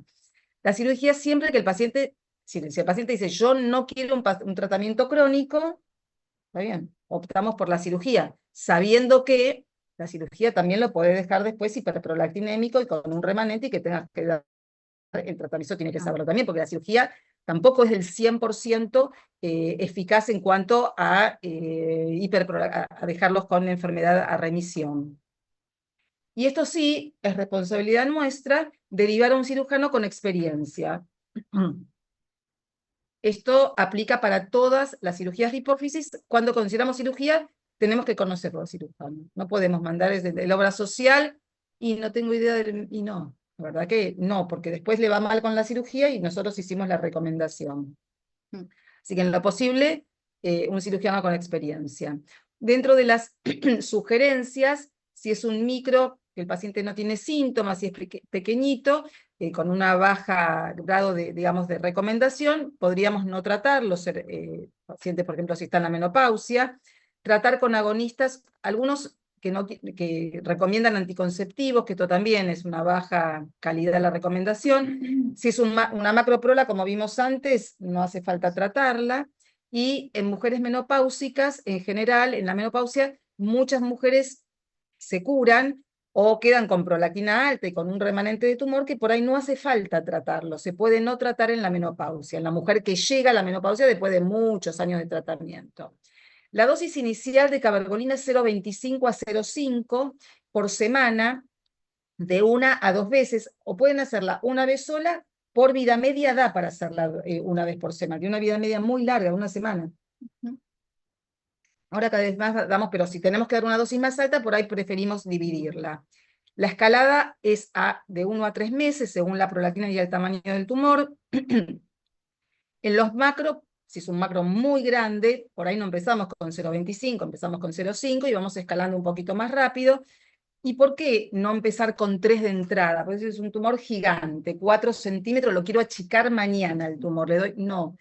Hay que empezar con dosis bajas. Hay más chance de fístula, es decir, porque lo reducís muy rápidamente y podés hacer una... Eso es lo que las recomendaciones dicen, evitar la escalada rápida e ir lentamente, aunque llegues a 5 miligramos. Tiempo mínimo de tratamiento, antes de decir, estoy a 2 años de tratamiento y estoy con 1 miligramo y está bárbaro, todo se achicó, ¿puedo empezar el tapering? Sí, pasado los 2 años se podría empezar al tapering, hasta tener la mínima dosis con la cual vos lo tenés igual con la prolactina normal y el tumor o desaparecido o reducido. Hay un estudio que muestra que la descalación en pacientes controlados se logra en el 97%, es decir, cuando ya lo controlaste y pasaron los 2 años, podés ir a una dosis más baja. ¿Cómo vemos las imágenes en el seguimiento? La resonancia, en general, ¿cuándo la pedimos? La reso. ¿Qué piensan? En un micro. 5 milímetros. En los micro en general al año. Y en los macro entre 3 y 6 meses, dependiendo del tamaño de tumor, porque queremos valorar si el paciente está respondiendo bien o no. En general nosotros lo pedimos a los 6 meses. Es raro que lo pedamos, porque si tiene un trastorno visual, ¿con qué lo podemos seguir en vez de resonancia? Con el campo visual. Con lo cual, a veces nos guiamos más por eso. Considerar un seguimiento más temprano en caso de no respondedores o nuevos síntomas, y en los buenos respondedores, en el seguimiento después a largo plazo, la reso no hace falta pedirla todos los años. Nos manejamos con prola, un año sí, un año no, ¿sí? Si ya está estable, queda un remanente, ¿para qué pedir todos los años? Cada 2 o 3 años si te manejas con bioquímica. Y como también sugerencia, limitar el uso del gadolinio durante el seguimiento. ¿Se pasó algo, no? Se deben estar recibiendo o algo. Ah, Están aplaudiendo. última materia. O sea, pues, están aplaudiendo y o alguien que. ¿Eh? Está llorando por lo que espera. Sí, Ah, ¿no? sí. Ese es el trabajo. Ahí es cuando decís. Mira. Bueno, el gadolinio, durante el seguimiento, el gadolinio se puede depositar en forma de quelato en varios tejidos como los ganglios basales. De hecho, están tratando de ver, de cambiarlo, de hacer el gadolinio, pero cambiando su composición. Hay estudios ongoing porque no se sabe qué quiere decir esto, la deposición en ganglios basales, pero bueno, pedir menos gadolinio. De hecho, cuando pedimos a una mujer que está lactando, que queremos hacer, lo pedimos sin gadolinio. ¿Es eficaz el agonista en reducir el tamaño del tumor? Sí, es muy eficaz. El 90%, 80% de los pacientes tienen algún tipo de reducción durante el seguimiento. Normalizan en general la prolactina en alto nivel de pacientes, la recuperación de la función gonadal en las mujeres, aumenta la testo en el varón. Hay varones y mujeres que quedan hipogonádicas y que vamos a tener que darle testo o estroprogestínicos. Si tienen hipogonadismo pueden recuperar los ejes, y hay mejoría del campo visual si tienen alteración del campo visual. Esto es para mostrarles un poco el tipo de respuesta, que ven que un tumor que se achica, un tumor que es hipo en T1, hiper en T2, un año de tratamiento desaparece prácticamente, ¿sí? Esto es lo que vemos habitualmente, cómo desaparecen los tumores con la cabergolina. Esta es una paciente 32, un micro, ven qué lindo se ve este micro ahí lateralizado a derecha. Ella hace tratamiento con agonistas 10 años, y después del segundo parto la imagen desaparece y se cura. Puede pasar, y sobre todo asociado a embarazo. ¿Y se acuerdan de este paciente varón con el incidentaloma? Que tenía una hemianopsia del izquierdo y una cuadrantanopsia del derecho. La palabra cuadrantopsia o cuadrantanopsia, yo escuché muchos cirujanos que dicen cuadrantanopsia, así que siempre dije cuadrantopsia. Sí, yo tengo cuadrantopsia. Pero sí, estoy ahí entre cuadrantopsia. Son cuadrantes. Son cuadrantes. Son 4 cuadrantes. Por eso, los cirujanos dicen cuadrantanopsia. Debe ser lo mismo. Busquemos. Defecto en campo visual. No, yo creo que es cuadrantanopsia. A ver, voy a buscar. Bueno, ¿qué ven en la bioquímica de este paciente? Bueno, aparte que tiene una prola de 1653, que es un prolactinoma, ¿no? No era era el que podía ser no funcionante, estaba el diagnóstico diferencial, y un craniofaringioma tenía calcificaciones en la TAC. ¿Qué tiene de resto de...? Que no es habitual esto, ¿eh? Es un hipotiroideo central, bueno, hipogonádico puede ser por la prola, pero aparte tiene una insuficiencia suprarrenal secundaria, y hasta el IGF-1 está baja. Bueno, empieza con cabergolina, y se achica el tumor, fíjense que bien se va achicando, hasta 1,5, prola normal, recupera la función visual y recupera los ejes adrenal y gonadal. Esto, la verdad que no lo vi tantas veces. Adrenal, gonadal, a ver, el único eje que, porque claro, uno cuando le da levotiroxina es más fácil ver el eje adrenal o el gonadal. El eje adrenal no le das 24 horas la hidro y ya está. Acá es más difícil. Así que está todavía con la levotiroxina ese paciente. Fíjense en qué linda silla vacía hizo. Sí, prácticamente desaparece la imagen. Y ahora él había empezado, máxima dosis fue 2 miligramos y ahora está con 0,5. O sea, está ya en etapa tapering. Está con 0,5. ¿Qué pasa? Vos tenés la silla, que se curen estos pacientes y es más difícil que se curen. Podés hacer el intento. Suspendés y ver qué pasa con... Este era el que les contaba, que el varón con prola más alta, 43.000 de prolactina. ¿eh? Es un coliflor. Terrible. Este era un paciente de pediatría de Mirta Stivel, que fíjense, en consulta por cefalea y retraso, pero retraso Sí. puberal tenía, era un pibito así, con 14 años, que realmente, más que retraso puberal, era un paciente que no, los padres no consultaban, sinceramente, porque llegar a esto, bueno, 43.000 de prola. ¿Quirúrgico? ¿Quirúrgico? No. No. Acuérdense, no son quirúrgicos solamente si no responden a la agonía. Siempre hay que hacer el intento. Tenía una hemianopsia bitemporal, no es quirúrgico. Ay, Dios. Desapareció. Y la silla le quedó gigante. Le quedó una silla grande, le quedó una silla gigante, sí, sí, sí. Y este paciente hizo cabergolina hasta 1,75, me acuerdo que le daba Mirta Stivel muy de a poquito, y después tuvo que hacer porque que estaba con déficit de hormona de crecimiento, y cuando son tumores activos tenés que pedir Claro. un pedido especial no sé, el Consejo de Hormona de Crecimiento, y le permitieron hormona de crecimiento y creció un montón este pibe. Quedó con una dosis muy baja de cabergo y con testo. Quedó hipogonádico. Es que Por eso, justamente ya se le dio después que se haya desaparecido Claro. el tumor, porque podría haber. Por eso fue una junta médica Claro. para la autorización de hormona de crecimiento. Se puede decir de las dos formas, mientras cuadrantopsia o cuadrantopsia. ¿En serio? Sí. Por eso lo busqué. Es lo Mirá mismo. vos. Es lo mismo. Está bien, estamos bien. El que sea más largo o más corto. Siempre dije cuadranopsia, pero Sí. cuadrantopsia. Sí, yo también. Pero, viste, cuando los cirujanos empiezan con cuadrantanopsia, dije, Sí, los dos se pueden decir. Tengo una pregunta. Los Ahí voy, pacientes con hormona de crecimiento y que tienen cráneo faringioma, ¿también sería suspenderlo? no suspenderlo, hay que seguirlos, porque el cráneo faringioma es más difícil, salvo que esté irradiado, por ahí está Claro. irradiado y le podés dar hormona de crecimiento. Tengo un paciente ahí que está internado en el Panchín, Y 16 que está con un años, resto grande, Lo tiene directamente. es paciente de RIU y tiene hormona de crecimiento, testo, leucotoxina y hidrocortisona. Y tiene un remanente bastante grande, está calcificado, no tiene crecimiento en el último año. está irradiado, no. Tiene 16 años. ¿Cuánto tiene? 16 años. Igual, si ya está sustituido. ¿Pero ya está con testo? Está contento. Por Y eso ya no digo, creo, no, acá estamos hablando de etapa todavía que el paciente tenía 14, pero tenía el cartílago de crecimiento contra abierto.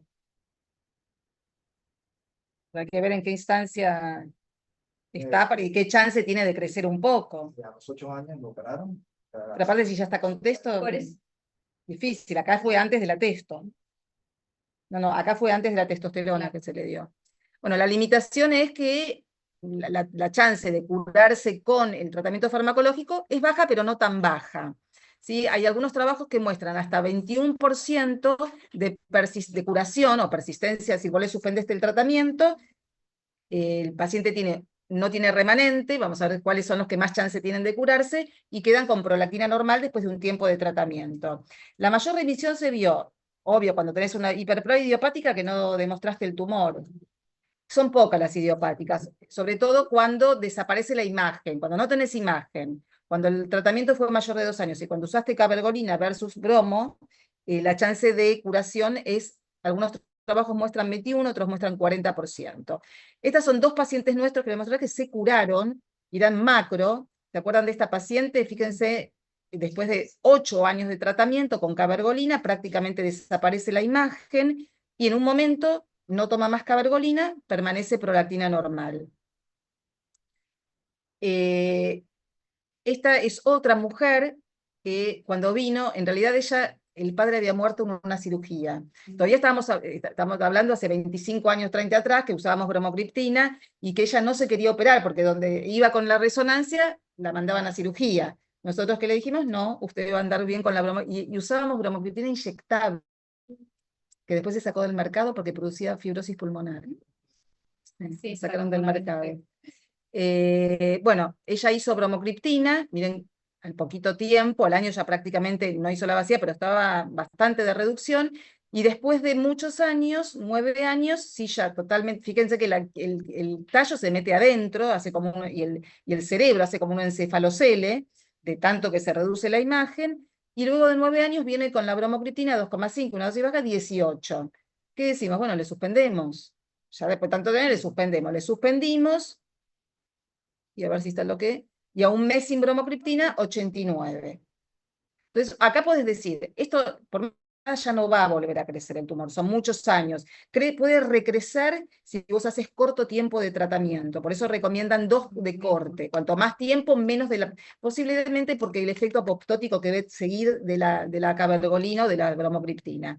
Bueno, ¿qué hacemos? Le suspendemos, y acá fíjense en que la suspensión tiene 89, no vuelve a tener 4000. Bueno, ahí le dimos cabergo en dosis bajitas, porque entró en amenorrea. Entonces, lo que dicen las guías es que los agonistas pueden ser suspendidos en pacientes tratados por al menos 2 años que lograron niveles normales de prola y luego de la reducción progresiva del agonista y sin imagen. Los que más tienen chance es los que desaparecen la imagen. Otra sugerencia es monitorear cada 3 meses al primer año y luego anual, resonancia solo si cuando vos le suspendiste, ¿no? Ah. Lo vas monitoreando, y la resonancia solo si se eleva la prolactina. Y en un paciente que tuviste un macro, que está con tratamiento crónico, que tiene remanente y que la prolactina está elevada, no tiene sentido suspenderle. Y en las menopáusicas sí podrías hacer el intento. Y nosotros acá tenemos este trabajo que hicimos con el departamento de neuro, son 29 pacientes, 22 micro y 7 macro. Fíjense, todas hicieron de 6 a 11 años de tratamiento con cabergo. Le suspendemos un tiempo entre 4 y 192 meses, la prolactina previa al tratamiento en los micro era 119, en los macro 258 de promedio, y al suspender, todas tenían prola normal, las 29 prola normal, pero no todas tenían resonancia normal. ¿Eso Claro. qué quiere decir? 16 de 22 micro tenían no tumor, Claro. pero había un grupito, todavía 4 o 6 que tenían imagen visible, con los macro tenían remanente también. Posiblemente se desfuncionalizó el tumor, porque si tienen la prolactina normal, seguramente se desfuncionalizó. Así que menopausia, después de muchos años de tratamiento, se puede suspender. Eventos adversos de los agonistas a corto plazo: gastrointestinales, hipotensión postural, mareos, cefaleas, congestión nasal, menos evidente con cabergolina que con todos los otros, y está relacionado con una activación porque estas drogas pueden tener una actividad sobre los receptores 5-hidroxitriptamina 1R, el receptor 1, y el dopaminérgico 1. ¿Sí? Receptor 1 dopaminérgico de la familia 1, es decir, que pueden tener una acción agonista, y eso se asocia con estos eventos adversos. Hola, Mirta. Sí. Soy Sofi. ¿Cómo andás? ¿Te puedo hacer una pregunta? Sí. Sabés que tengo una paciente que tiene un micro con oligomenorrea, que le inicié cabergo 0,25 y la cité al mes con una nueva prola para controlarla. Y me dice que ella la está tomando los lunes y que todos los sábados del mes que la estuvo tomando tuvo vómitos. ¿Pero qué, a la semana? Claro. O sea, los Yo sábados la no. verdad que me pareció muy extraño. Raro que sea- tan lejos de la toma. No, y además de que- Exactamente, sábados. exacto. O sea, ella Yo lo toma los le diría lunes. que la tome los sábados, a ver si... Sí, la verdad que sí. O sea, le dije, bueno, cambiemos el día, como para a ver si varía eso. Y la cité de nuevo. Y lo que me llamó la atención también es que no bajó nada, pero nada, la prolactina. Bueno, eso es otra cosa. ¿Cuánto tiene la prolactina? Tiene, ay, no me acuerdo ahora exacto. Ahora lo busco y te digo. Pero no se movió prácticamente nada. Le descartaste la hiperfunción de lo otro todo, ¿no? Sí, obvio. Sí, tenía todo normal. Solamente eso y la oligomenorrea. Es decir, una resistencia y un micro. Claro. Sí, lo que le dije fue, bueno, seguir tomando igual, la veo ahora de nuevo en un par de semanas, a ver cómo sigue, pero no le moví la dosis porque como te ¿Cuánto tiene de decía prola basal? es que no me acuerdo ahora. Ah. La verdad que no me acuerdo exacto, porque tengo Más de varias con 100. hiperprola. ¿Cómo? Más de 100. Sí. Bueno, mirá, esta Sí. paciente, esta también estudiante de medicina, me agarran todas a mí las Todos los médicas. Oligomenorrea, galactorrea, prolactina entre 50 y 90, nunca tuvo tan alto, un Hashi aparte, pero la mamá se ve perfecto, Fíjense en el coronal que bien y que bien se ve en el sagital también. Bueno, esta paciente, ella en realidad me consulta por eso, fue a ver muchos endocrinólogos. Bromocriptina y cabergolina, aparte era poquito lo que tenía que bajarle, muy poquitito, nada. Un cuarto de comprimido hacía un cuadro de alergia que se brotaba, se desmayaba, venía con el padre, pero una cosa, Tan médico todo. tan médico todo, pero intenté alguna vez vía vaginal, y le pasaba lo mismo. Ay, Dios. Entonces, después de muchos años y pensando, porque aparte tenía oligomenorrea, pero aparte era obesa, y yo Claro. siempre pensé que su oligomenorrea estaba más ligada a la obesidad, y dije, bueno, te opero. Lo operó el doctor Guevara en el CEMIC, y después de la cirugía lo encontró perfectamente, se curó. Prolactina normal y recuperó ciclo. Yo, a ver, uno se resiste a veces a una cirugía, porque es una transepto, y vos decís, tan poquita cosa, la voy a mandar a una cirugía transepto, ¿no? Porque dice, pero sin embargo, a veces uno tiene que pensarlo también el tema de la cirugía, sino quedarse, sobre todo en estas pacientes, obviamente que si le va bien con un comprimido semanal o cada 15 días, decir, ¿para qué la voy a mandar a operar? Con el riesgo que conlleva una cirugía. Pero bueno, esta no lo toleraba, no es que no bajaba. La tuya parece sin respuesta, y lo de la náusea igual es alejado. Eso es rarísimo Sí, es rarísimo. que sea tan alejado de la toma. Sí. Y los sábados aparte, siempre los sábados, ¿qué le pasa? Los sábados se toma el alcohol y le pasa por el estómago. Sí, no sé, me pareció muy raro, aparte justo todos los sábados, y fue a la guardia, o sea que fue algo que ameritó que fuera a la guardia porque se sentía muy mal, dice. No sé, me pareció muy extraño, así que nada, le dejé la misma dosis y la voy a controlar pronto, Bien. porque a pesar de que no respondió, no le quise subir, porque si no, No, quiero realmente ver si es efecto de la cabergolina o no. Me parece raro raro. igual. De los síntomas, esta me pasa esto, y cefalea también está descrito. Gastrointestinal es Claro. muy raro, y raro tan alejado aparte. Sí. Bueno, esta es otra complicación también, evento adverso, que puede ser lo que les comentaba, la fístula de líquido cefalorraquídeo. La posible complicación es porque son tumores grandes, invaden la base del cráneo, hacen una pequeña muesquita ahí en el piso de la silla turca, y que en general son de reparado quirúrgico. Acá, me acuerdo que una vez se lo comenté a Vaso, que es un neurocirujano, me dice, deja que crezca el tumor y le tapas el agujero. Le digo, lo que pasa es que, claro, lo que quiso decirme es, volvías al tumor al original y le tapaste la fístula. Pero tampoco es la idea, porque si no, viste, vos lo que querés es achicar un tumor. Entonces, ¿no ves que está descrito? Que se reexpande el tumor y se detiene la fístula.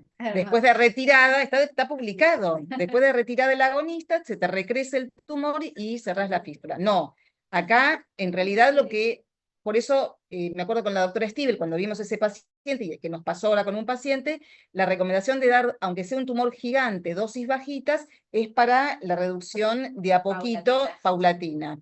Este es un médico, el médico que yo les comenté, ¿se acuerdan? El oftalmólogo.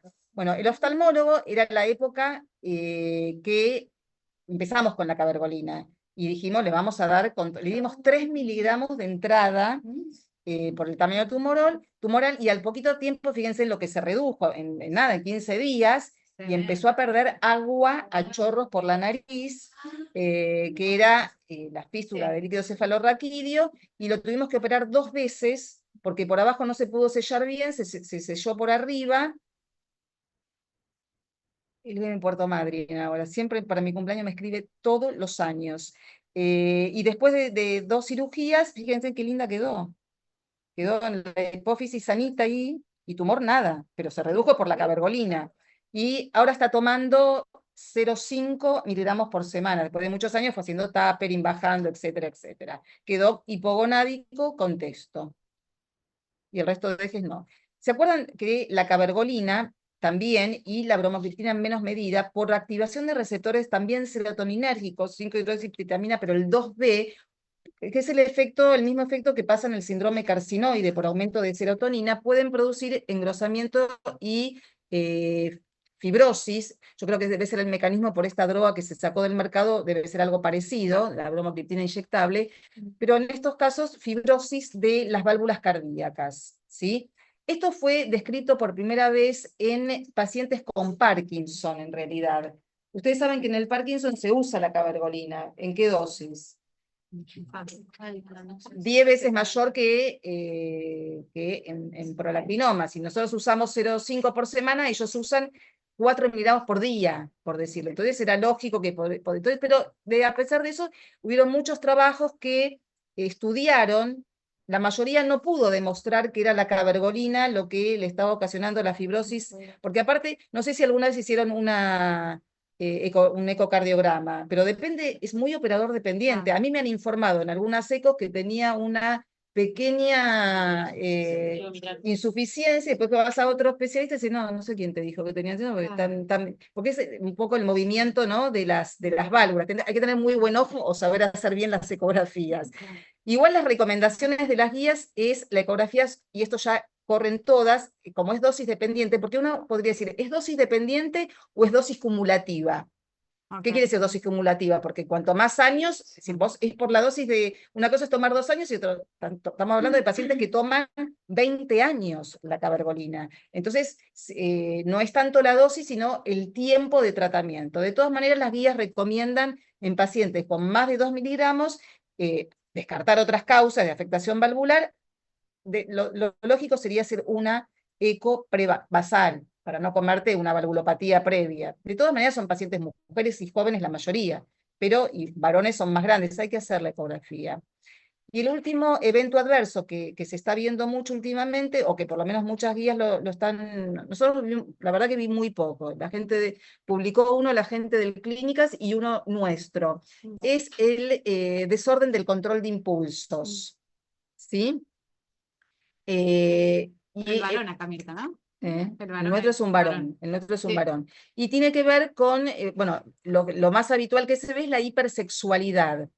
Le bajás la prola, le subís la testo y encima la cabergolina le produce hipersexualidad.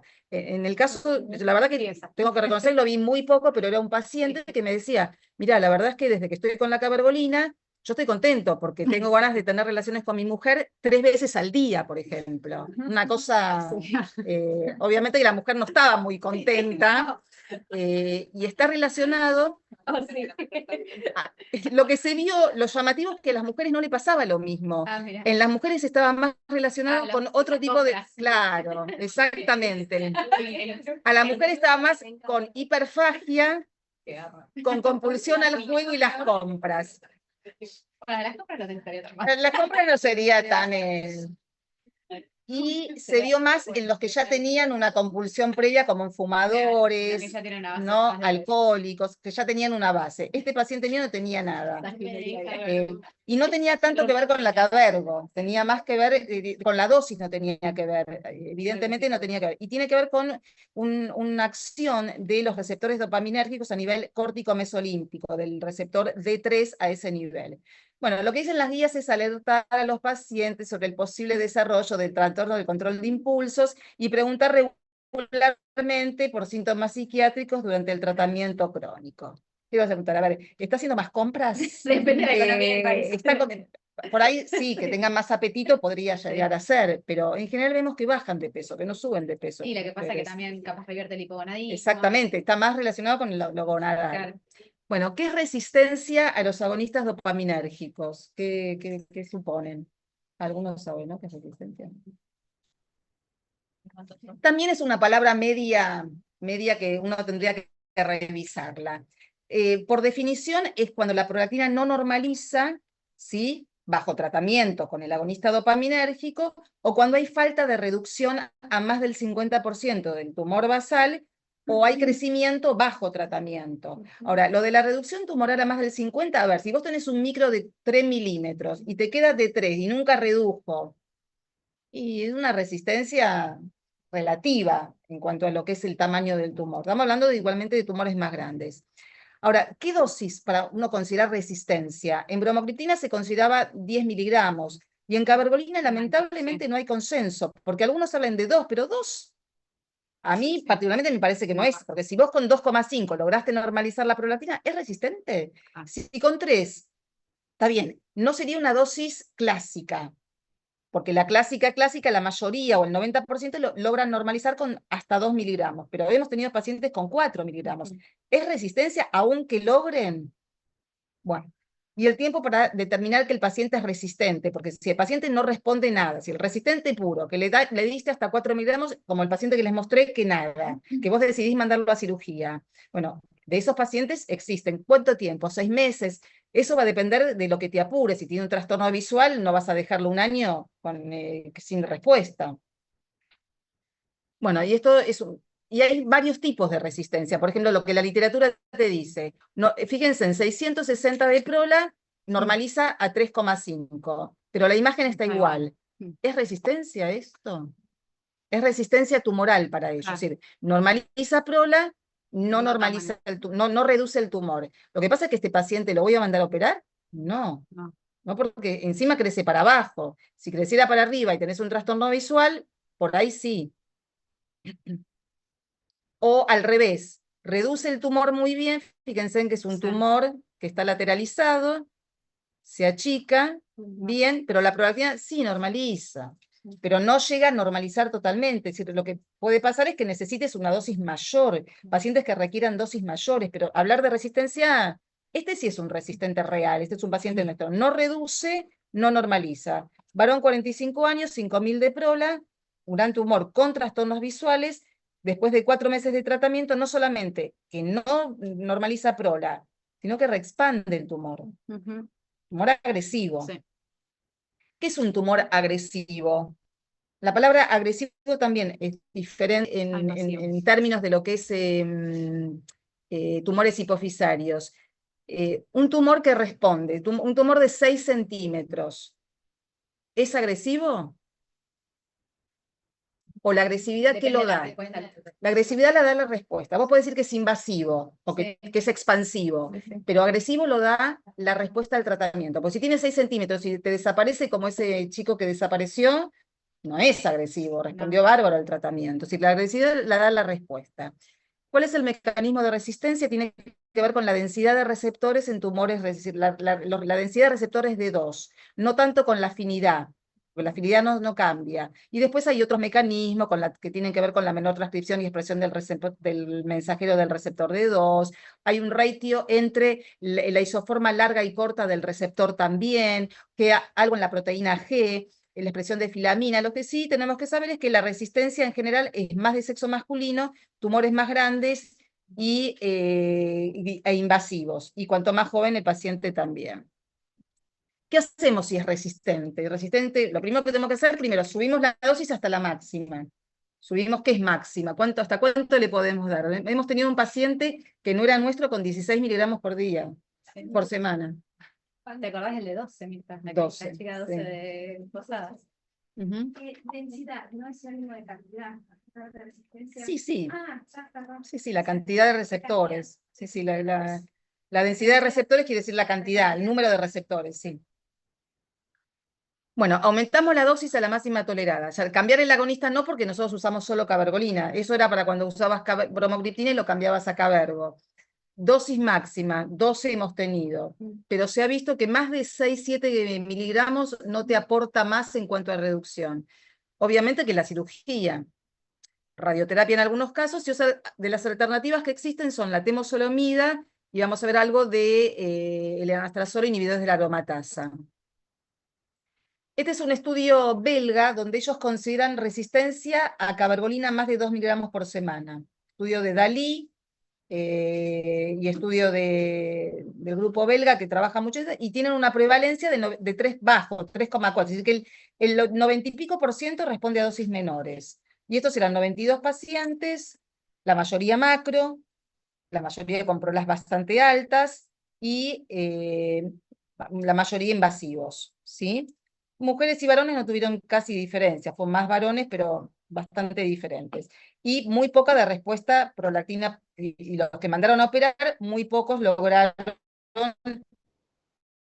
normalización de... Este es un estudio nuevo que hicimos con un grupete acá, cuando estaba Guada, que eran 21 pacientes, que nosotros consideramos 3 miligramos, no 2. Más de 3 miligramos, 3 o más. La mayoría macro, la mayoría prolactinas muy altas basalmente, 57% con alteración visual. La dosis máxima que llegamos fue 7 miligramos por semana de cabergolina, y el 52%, subiendo solo la cabergolina, logró prolactina normal. Muchos iban a cirugía previa, pero los que iban a cirugía previa después tenían que ir los que fueron a cirugía, cabergolina, radioterapia y recirugía, más de una cirugía. Y tuvimos una pequeña diferencia en grupo de varones y mujeres que, más que nada, acá, a ver, esto siempre hablamos con Guada, que el grupo de mujeres nos dio más alta la cabergolina porque había una que le habían dado 12 miligramos por semana, que se nos fue digamos, de la estadística. La prola basal fue más alta en varones, la edad fue mayores en varones, como siempre, el tumor fue más grande en varones, y los síntomas de entrada fueron, fíjense en que los varones entraron por síntomas neurooftalmológicos el 72%, y solo 22% endocrinos, y las mujeres todas, la mayoría, por síntomas endocrinos. Gonadales, ¿no? Galactorreo gonadales. Y este es un varón que es raro, también son varones del grupo de niñez y adolescencia, 17 años, que este chico, que tenía una prolactina basal de 400, en realidad entró por obesidad. Por obesidad le descartan un Cushing, y la madre la lleva a un endocrinólogo que le pide una prolactina. Tenía 400 de prola y un tumor que no es tan grande, si ven.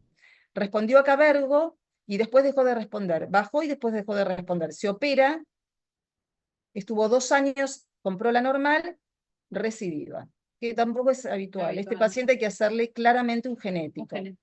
Este ya le pedí, pero bueno. ¿Y la todavía no te- anatomía patológica de Mirta le había dado algo los del 1567 o...? 4%. Ahí, tampoco tan Tampoco alta. tanto. Tampoco tan alta fue la anatomía patológica, era un clásico, era escasamente granulado, y aquí, pero es raro que, digamos, Claro. hace una resistencia secundaria, porque responde, después estuvo 3 años bien, y recrece el tumor, y ahora se tiene que ir lo mandé a segunda cirugía.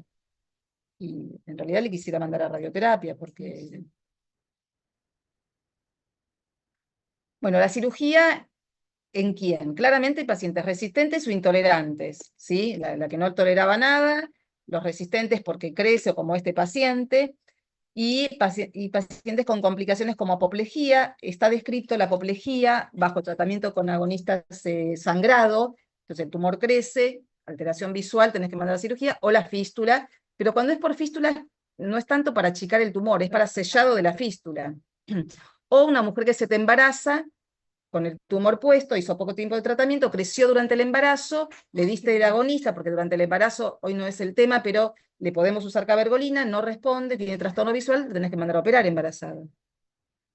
Y a considerar todo lo que le dijimos antes, un macro que quiera embarazar, es un macro, tiene contacto quiasmático, tiene 40 años. Es un dilema igualmente. Justo le hacen el diagnóstico a los 40 cuando quiere embarazar, y tiene el tumor que está tocando el quiasma. Lo ideal sería darle un tiempo de tratamiento, que se achique el tumor que va a responder. Si no quiere esperar por el tema de la edad, bueno, ahí sí se puede. Lo que pasa es que ya, que quede hipogonádica, esperemos que no, porque si justamente está por el tema fertilidad. Pero bueno, por eso cuando recomendamos a estas pacientes con deseo de embarazo ir a cirugía, tenemos que estar muy seguros del cirujano que lo vamos a mandar a operar, porque si lo vas a dejar hipogonádico, le va a tener una complicación después, y la paciente busca embarazo, es preferible que se embarace, que haga 6 meses de tratamiento, y bueno, si tiene tumor tocando el quiasma, ¿qué es preferible? Darle caberón en el embarazo, y punto. Jóvenes con chance de resección completa y evitar tratamientos prolongados, hay que hablarlo con el paciente, hay que hablarlo con el paciente. El debulking, ¿qué es? Que tenés un tumor grande y no te baja mucho la prolactina, le sacás un poco de tumor y tiene mejor respuesta después. Haces como la citorreducción.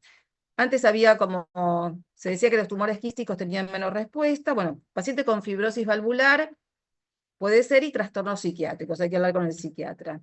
Bueno, la tasa de remisión en cirugías en micro es del 81 y el 41 es macro. Siempre sabemos que es más micro que macro. Otra serie, 75-34. ¿Y la tasa de remisión de qué va a depender? Punto 1, experiencia del cirujano. Punto 2, invasión de seno cavernoso y prolactina basal. Cuanto más alta la prolactina, menos chance, y cuanto más invasión del seno cavernoso, menos chance. La recurrencia es del 18%, como pasó en este chico, que recurre. Si recurres cuando tuviste normal y después recurrió, como en el Cushing. Y las complicaciones, claramente fístula de líquido cefalorraquídeo, hipopituitarismo, siempre más en cirujanos sin experiencia, y la mortalidad es muy baja. Y esta es una paciente también que siempre muestro que, fíjense, en un micro acá, prolactina basal 900, en realidad es un macro, perdón, es un macro, y se achica algo, ven que se achica algo, ¿sí? Pero requiere hasta 6 miligramos por semana, y no llega a normalizar. Ven que está acá arriba en 200. Esta era también una gordita que no menstruaba, menorrea secundaria, que parecía más una menorrea por obesidad y FOB, y en una eco, fibrosis valvular. Ahí dijimos, bueno, vamos a operar. Y lo que pasó con ella es que llegó a 7 miligramos y después de la cirugía logró con 2 miligramos normalizar prola. Esto es el efecto del debulk. ¿Qué quiere decir? Que vos sacás masa y tenés mejor respuesta luego de la cirugía. Sabés que va a quedar cóncavo, pero tener una mejor respuesta. La radioterapia en prolactinas es muy, muy raro que lleguemos a radioterapia, a diferencia de los Cushing y que los sacro, y porque digamos, la célula prolactínica tumoral tiene muy poca radiosensibilidad. Entonces, para que te responda, ¿en qué buscamos? Que responda bajando la prolactina, como buscamos en los Cushing. En general, para que lo que te va a normalizar es que no crezca el tumor, pero no tanto el efecto sobre la prolactina. De las series que hay con Gamma Knife, solo 31,4% hasta 8 años de normalización de prolactina, sí, el control de tumor en el 100%, ¿sí? Y siempre, casi todos, tenés que hacer radioterapia y continuar con el agonista dopaminérgico. Y esto me pareció interesante para lo que son los tratamientos alternativos. No hay tanto alternativo acá, ¿sí? Y de todo lo que está publicado, esta es una publicación del año 2023, fíjense en que tenemos metamoxifeno y el raloxifeno, hay 34 casos, pero con una respuesta muy variable. Ligandos de primera generación, 12 casos.